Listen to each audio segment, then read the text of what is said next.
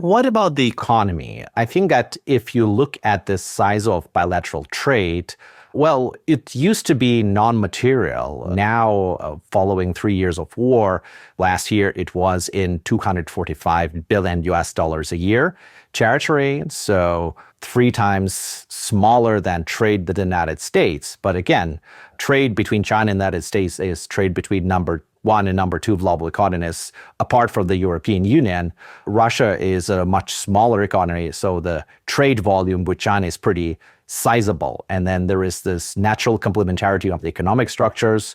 Russia has abundance of raw materials located just across the land border, so that all of this hydrocarbons shouldn't be delivered on maritime routes that are patrolled by the U.S. Navy and are fordable. And then it also has increasingly sizable markets that is now freed from any competition from Japanese, Korean, European, or American companies thanks to sanctions. How important is that for China? Is it something that's palpable, or is it only focused on several legacy industries like cars with combustible engines? Yeah, I think if we look at in terms of like on a macroeconomic level, undoubtedly the economic relationship is a bit lopsided, right? Russia needs China a lot more than vice versa.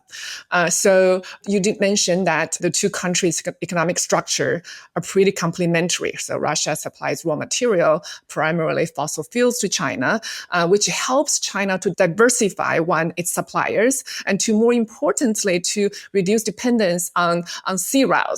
So much of the Russian fossil fuel was supplied via land, via pipeline, which China considers a much more secure alternative to the sea routes.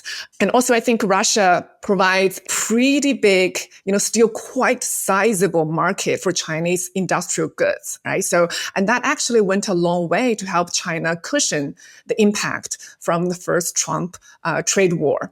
So, all of a sudden, overnight, Western companies, suppliers of automobile, mobile phones, industrial goods, capital goods exit the Russia market, and Chinese companies just flocked in and filled the void.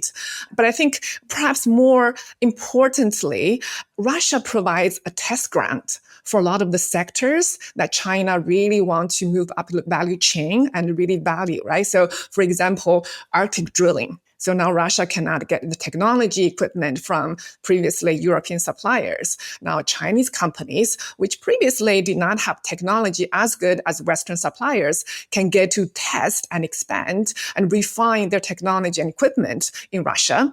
And then precision machinery is another one, right? And also drones, another one. I think on the other way around, Russia also has quite a bit of military technology that China probably values and wants to get hold of, and arguably probably are in the way of extracting from Russia already.